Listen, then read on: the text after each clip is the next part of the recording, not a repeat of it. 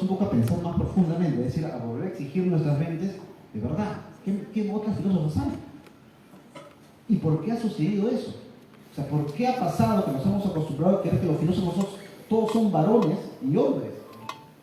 La mayoría son hombres. Pero no es que no existan filósofos, sino que se ha tejido una forma de contar la historia de tal manera que los filósofos son, repito, europeos la mayoría y varones. Yo voy a contar un poco la historia al revés. Vamos a pasar al siguiente. Este es mi índice de trabajo hoy. Voy a hacer un breve historia, porque voy a comenzar voy a tratar tres filósofas en realidad, grandes maestras de la filosofía peruana, y voy a trazar mi línea de tiempo desde fines del siglo XIX en el Perú. ¿Ya? Retrocede, por favor. Margarita Pérez Muñoz, Mercedes Gallagher y María Luisa Real. Son tres filósofas muy importantes en diferentes áreas y por supuesto hay mucho más. Yo acabo de sacar un libro que es una antología de filósofos peruanos del siglo XX, que somos unos 16 filósofos peruanos, ¿no? Digamos el primer tomo, ¿no? Evidentemente hay mucho más, ¿no? Vamos a continuar con el siguiente, es para entender un poco cómo está esto aquí en el Perú. Es muy difícil, muy complicado para una mujer a fines del 19 estudiar en la universidad. Ahora yo veo mayoría, las chicas nos han antecedido, nos presentan, aquí también la mitad de mujeres un poco más, la mayoría de escolares también que han llegado son un grupo importante de mujeres, ¿no? O sea, naturalizado. En el siglo XIX esto no era posible. O sea, era raro, sumamente extraño, y había que dar explicaciones, y es más, había que justificar por qué una mujer debería estudiar en la universidad. Tanto así que recién la primera mujer en el Perú que estudia en la universidad es en 1875, que estudia Derecho, una pensadora además de la filosofía del Derecho, que es María Trinidad Enríquez Barón de Guevara. Y es gracias a ella, y a su lucha, y a su presencia, y a su esfuerzo, originó todo un debate. Ella tenía que dar documentos por los cuales ella justificaría su presencia en la universidad. Imagínense ustedes que tienen que demostrar eso ahora. Ahora no lo hacen, ¿no? Ahora se ha vuelto, ¿no? Debería ser, en realidad, ¿no? Un derecho adquirido para cualquier ser humano, sea cual fuera la condición. Pero a fines del 19 en el Perú, había que luchar contra la corriente. Una universidad dominada por varones y había que justificar teóricamente en toda la historia de la Universidad de San Marcos e ingresar a la Facultad de Letras. Es decir, literatura, filosofía, etc., ¿no? En 1882 hay un contexto bélico, recordarán ustedes, muy terrible. El Perú es invadido, ¿no?, por Chile. Hay una destrucción de las noticias culturales como las bibliotecas, por ejemplo, una ruptura de lo institucional, ¿no?, una pérdida de fe, una desesperanza, ¿no?, de un Perú que había sido proyectado desde 1821 como un proyecto igual, patriarcal, blanco, letrado, y había estudiado la mayoría de la población que era indígena o mestiza. O sea, no se había integrado al proyecto nacional aquello que no tenía esas condiciones. Entonces, era una nación en construcción, en la que el Perú era una abstracción como nombre y como nación, ¿no? Y por supuesto no existía ningún tipo de homogeneidad. Una situación tan diversamente y tan difícil, ¿no?, en este proyecto nacional, por supuesto, era obvio que iba a ser un tanto fácil como lo fue de ser invadido. Entonces, había un contexto bélico terrible, de invasión, y había a la vez una lucha de las mujeres por estudiar en la universidad. Es la primera bachiller en ciencias de toda la historia de la Universidad de Perú. Es sobre ella que voy a hablar como la primera filósofa peruana, por lo menos de la época republicana. ¿Ya? El siguiente. Este es el modelo con el cual se teje la filosofía en el Perú. Si ustedes me dijeran, profesor, díganos usted un libro que cuente la historia de la filosofía en el Perú, Estamos en el año 23 y no existe. No hay. No, ustedes van a votar la historia de literatura, seguro, la historia de la poesía, pero no hay un libro de historia de la filosofía del Perú. Ha habido unos proyectos incompletos. El más conocido es el del maestro Augusto Salazar Bondy, que es en historia de la ciencia en el Perú, en los años 60. Es decir, más de 50 años después, ninguno de nosotros, y me incluyo, ¿no? Yo estoy todavía en esa ruta, nos hemos atrevido a saldar esta deuda de la memoria histórica y filosófica peruana. No existe un libro sobre la historia de la filosofía de nuestro país. Se ha contado por partes, de manera fragmentaria y no de manera necesariamente sistemática, como voy a contar. Y lo que se ha contado ha tenido este orden. La mayoría, incluso la de Salazar Bondy, todos, el 99% son filósofos hombres, varones, como si no hubieran filósofos. Es además letrada, es decir, aquella que circula fundamentalmente en la vida universitaria, en la academia, y no aquella que va con otros canales de comunicación, que es además que esté en español, es decir, nada quechua, nada aymara y ninguna 48 lenguas, ¿no?, que han sobrevivido hasta ahora a nivel nacional. Para este concepto de historia de la filosofía en el Perú, aquel tipo de conocimiento que se produce en esas lenguas no es filosófico, por lo tanto no es pensamiento. Y además de eso, es centralizada. La mayoría se cuenta desde dónde, es obvio, ¿no? ¿Desde dónde? ¿De Trujillo? ¿De Lambayeque? ¿De Chiclayo? ¿De dónde se cuenta la historia? Desde Lima. Lima controla, por lo tanto, la organización del conocimiento y de la historia. Recuerden que quien cuenta la historia es la versión que tiende a predominar. Si alguien no cuenta la historia, va a ir desapareciendo y se va a diluir. La ventaja de quien la cuenta y la organiza, la presenta, la divulga, es que puede pervivir. Es una historia, la filosofía, la fragmentaria, todavía limeña y europeizada. O sea, no es la historia de lo que producimos nosotros como filósofos y filósofas peruanos, sino cuánto leyó a Kant, a Kantiano. El señor B, cuánto leyó a Ludwig Wittgenstein. Ah, es un gran wittgensteiniano. Es más, pasa usted, señor wittgensteiniano. ¿Cuánto leyó a Hegel? Ah, es un gran hegeliano. Y es más, entre ellos hay múltiples interpretaciones. No, él no sabe leer a Hegel. El otro sí sabe leer a Hegel. ¿Tú cómo sabes que sabe leer? Así me han dicho, ¿no?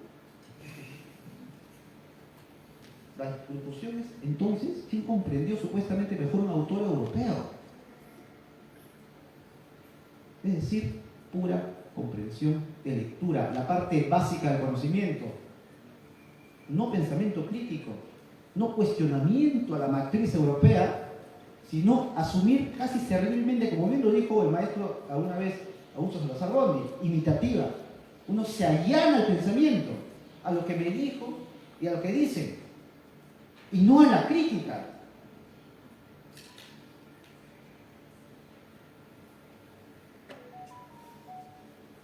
Estoy escribiendo un libro yo cuestionando, bueno, parte de mi ejercicio filosófico, que se llama Meditaciones Dusselianas, ¿no? Por Dussel, donde da una reflexión sobre América Latina, desde la filosofía de América Latina, ¿no?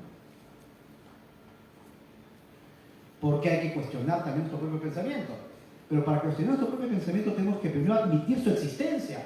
¿Cómo vamos a criticar algo que ni siquiera hemos incorporado como existente? Y eso queda organizado en nuestra percepción de la filosofía, que existen grandes pensadores, que existen grandes tratados, que existe una suerte de canon imaginario, un ranking de textos que hay que leer. Si no lo lees, no eres filósofo. Si no lo has leído a estos, no eres filósofo. Si no interpretas el mundo con ojos fenomenológicos, con ojos heideggerianos, con ojos husserlianos, si no haces ecogé, no eres filósofo. Repito, pura comprensión de lectura. Así nos han ido convirtiendo, adiestrando, diría yo, domesticando en el ejercicio filosófico. Como si la filosofía se tratara de tener seguidores. Una suerte de grandes sectas hegelianas, grandes sectas kantianas, creyendo de todo cuál es la mejor interpretación. Y eso, por supuesto, es el fin de la filosofía, porque eso lo convierte en fe, lo convierte en pensamiento único, y ha sido terrible siempre para la historia de la filosofía en general. Y la filosofía peruana ha sido mucho eso. Grandes tratados, grandes hombres. Y la disputa es quién interpretaba mejor. Casi una pelea, ¿no?, eclesial. El tejido con el cual nos hemos soportado contando la historia tiene estos parámetros.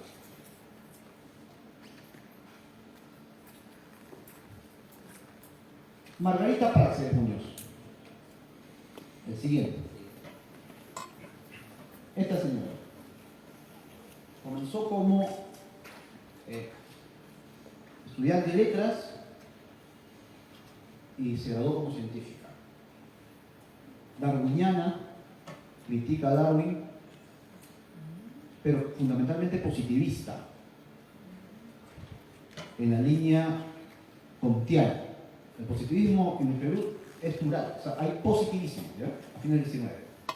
Una de esas rutas es la comtiana, o sea, la de Jules Comte, que organizaba el mundo bajo una idea del relato científico y la organización social, ¿no? Margarita Praxedes Muñoz es una figura clave. A fines del XIX hay en Lima y en partes de Perú también un gran movimiento de mujeres que se organizan para leer textos, comentarlos y escribir. Hay mucha escritura, por ejemplo, Clorinda Mato, ¿no? Podrán escuchar Clorinda Mato de Turner, ¿no? Personas intelectuales, novelistas, poetas, filósofas, científicas, cuyo aporte todavía está por descubrir. Una de ellas es Margarita Praxedes Muñoz. Su tesis, unidad de la materia o identidad sustancial de los reinos inorgánico y orgánico, imagínense el fin del siglo XIX, ¿no? 1882, que empieza y produce un cuestionamiento a la forma como, en este caso por supuesto bajo los ejes científicos del siglo XIX, cómo la vida se organiza, ¿no? Entonces intenta plantear una lectura materialista, cientificista de las cosas, evolucionista además. O sea, en pocas palabras, ¿de qué está conformado la materia? Recordar, es un debate muy clásico de la física y de la química. Una mujer tan brillante como ella pensando en este tipo de capas profundas de análisis, ¿no? Y luego hace una trayectoria vital fundamental. Ella además es masónica, por eso el nombre Praxedes lo adopta ella, porque ella se llama María Margarita, ¿no? Praxedes lo usa como un nombre de batalla teórica, adopta Praxedes como masona que es, ¿no? Y entra a una disputa, una batalla conceptual con muchos varones y tiene que huir del Perú, ¿ya? Y hace una novela que en realidad es un tratado de filosofía, que se llama La evolución de Paulina del año 1893. Ese texto con capa roja es el texto que yo publiqué, es mi texto, ¿no? Entonces, yo fui editor, hice la introducción, el estudio de esta brillante científica y filósofa peruana, ¿no? Y como notarán, ahí es toda una noticia que ella fue la primera graduada de ciencias en una revista de la época, ¿no? Incluso sus publicaciones son financiadas por el grupo de gente que apoya, ¿no?, su proyecto, su agenda académica, ¿no? Ella huye de Perú, se va a Chile. En Chile tiene una relación muy interesante a nivel conceptual y académica con los hermanos Lagarrigue. Los hermanos Lagarrigue son dos chilenos académicos, activistas del positivismo, crea revistas allá en Chile, luego se va a Argentina, estudia psicoanálisis, estudia medicina, estudia psiquiatría, funda ahí en Argentina la revista que se llama Filosofía Positiva, donde difunde pensamiento positivista, ¿no? sigue escribiendo artículos, muchísimos artículos, sigue publicando, es decir, sigue pensando. Filósofa peruana, de fines del siglo XIX y comienzos del XX, y que no está en la historia de la filosofía en el Perú. No aparece, como si no existiera. Porque, repito, ¿quién cuenta la historia? El que cuenta la historia tiene ventaja, fracciona, corta, es cuando tú editas, lo mismo. Si no cuentan la historia, hay que contar la historia. La siguiente filósofa, por favor. Mercedes Gallagher de Paz. A ver, para ubicar, es la abuelita de Jaime Bebé. Jaime es un novelista, ¿no? Seguro lo ubican. Filósofa fundadora de la Sociedad Peruana de Filosofía. La única mujer. La sociedad, además, que tanto el doctor Víctor como Francisco pertenecemos. Yo soy presidente ahora por ahora, ¿no? Pero en ese momento esta señora, con los filósofos Mariano Iberico, Augusto Salazar Bondi, Víctor Andrés Belaunde, Francisco Miro Quesada, ¿no? La única mujer fundadora de la Sociedad para la Filosofía. Presidenta de la Sociedad Sinfónica del país, una gran historiadora del arte, y como filósofa dedicada a la estética, es decir, a plantear una interpretación del arte localizado. Ella recolectó mucho de arte ayacuchano, de arte sureño, e intentó una interpretación del arte peruano como un arte que aportaba al mundo. Es decir, intentó describir como que el arte peruano era, en el abanico de aportes culturales a nivel global, una de las propuestas más interesantes. Y lo hizo conceptualmente, además escribía muy bien, con un fraseo, con una cadencia, con una organización de la argumentación bastante buena. Estaba en la mesa de igual a igual con las mentes más brillantes de los años 40 y 50 en el Perú, que fundan esta sociedad. Esta edición de aquí, que acaba de salir este año, lo editaba un colega mío, Joel Rojas, que tiene probablemente una de las colecciones más importantes en filosofía peruana contemporánea, La realidad y el arte, estudio de estética moderna. No hay muchos libros de estética en el país, y uno de ellos es propuesta por una mujer, por Mercedes Gallagher. ¿Se conocía? ¿Se sabía? ¿Se difunde este pensamiento? Muy poco. Acá al costado he puesto una carta, ¿no? Que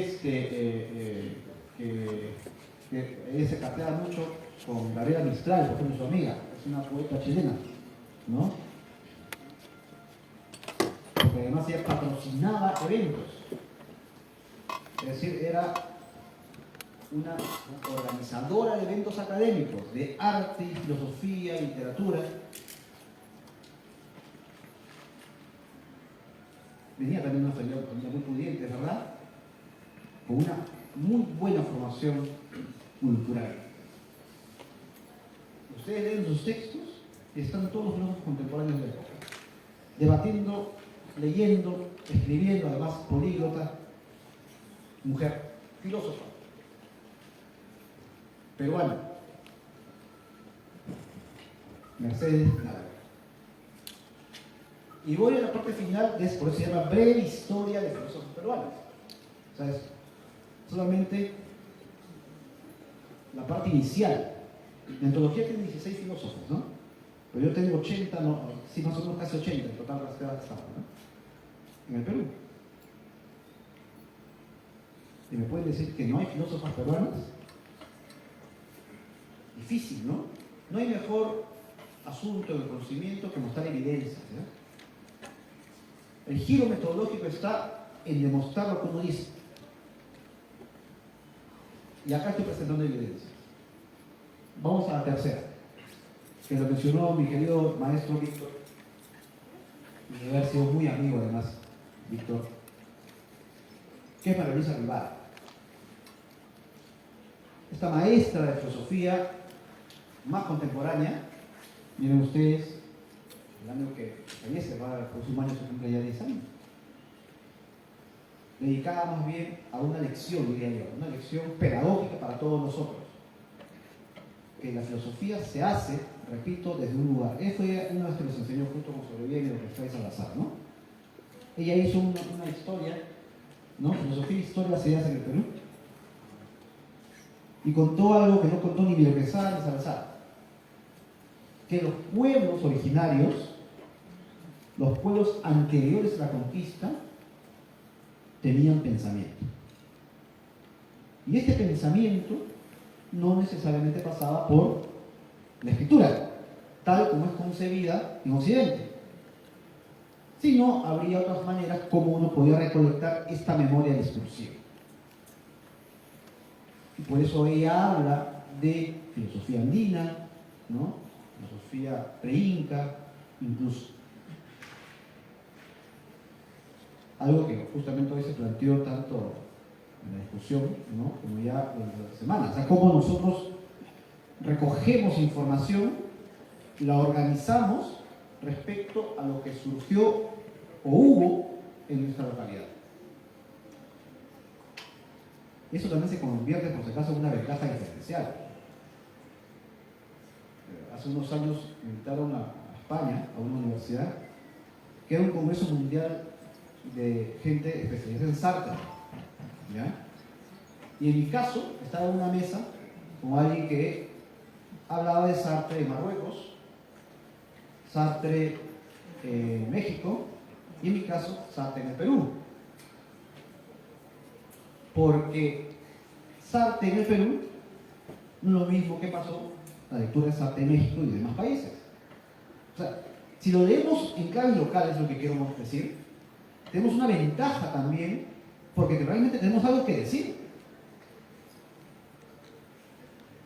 La conciencia del lugar que estamos enunciando el discurso, en la cual estamos armando, que es nuestro contexto, se torna también una ventaja académica. Es lógico, porque nadie va a saber más que ustedes, más que probablemente yo, que me cuenten sobre la cultura, ¿no? Mochica. Yo recién lo estoy aprendiendo. Pero yo escucho al doctor Víctor, o ahora que hemos conversado mañana con Francisco, que me compró un texto sobre los payares, ¿no? Cómo se es la escritura. Yo estoy maravillado, ¿no? O la lengua mochica. Porque tiene aquí desde el ADN una ventaja sobre todo lo demás. Que no lo ven. Porque están acostumbrados o nos han dicho que eso no tiene ningún valor cultural. Incluso miren cómo se llama, y este hermoso título que le han puesto a este congreso, ¿no? Que es reconstrucción. ¿Qué cosa es reconstruir? Es volver a hacer las cosas, pero no de la nada. Porque había una destrucción teórica sobre nosotros. Una destrucción en la que se dice que nuestro pensamiento no vale. Que nuestra filosofía es menor. Que nuestra argumentación cultural es inferior. Y crean pudor, vergüenza. Y no lo hago por prurito identitario o nacional, lo hago porque tiene un valor en sí mismo a nivel discursivo.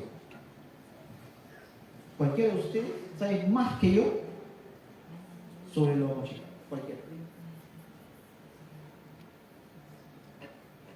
Cualquiera, sí, del saque. Están toda su vida tan granados para eso, nacidos aquí.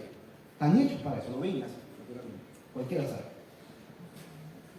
Por lo tanto, hay que reconstruirlo teóricamente. Y después, ¿qué dice el título de este, como estoy terminando? Es valorizarlo. ¿Qué significa valorizar? Dar el lugar que corresponde. Pero decirlo no es una estrategia, ¿ya? No practicarlo. La práctica significa producir conocimiento, investigar, mostrarlo, producir textos, circularlo, indicarlo, cuestionar el patrón de lectura que nos dice que eso no vale. Lo que esa línea es esta presentación de este ya casi mediodía trujillano, y luego a mis gentiles anfitrionas, ya indicándome con lenguaje no verbal que estoy a punto de terminar. Por lo tanto, invito a hacer la historia local. Invito a su reconstrucción a cualquiera de ustedes. Todos lo pueden hacer, como lo han mostrado estas grandes, maravillosas y brillantes, espectaculares mentes, ¿no?, de filósofos peruanos. Les invito a que hagan su propio tejido histórico. Ese es el aporte de ustedes. No estoy diciendo que no le hagan canas, que hay que leerlo, pero como entrenamiento, como parte para, como haces ejercicios. Te entrena tu mente. Lo que sí, no te invitaría a que sigas alguno de ellos. No te enorgullezcas por llamarte, soy kantiano, soy mejor que tú que eres hegeliano. Muy bien. Lo pueden hacer desde aquí, y lo han hecho. Acá tengo un ejemplo clarísimo. Francisco y Víctor, yo ayer lo dije, ayer, se atreven a pensar por sí mismos, plantean una lectura de su totalidad, y eso es lo que también debemos leer, y eso es lo que tenemos que hacer. Así que hagamos eso, reconstruyamos y demos el valor que corresponde a esta belleza que es pensar por sí mismos. Por favor, también les agradezco mucho por esta invitación. Muchas gracias.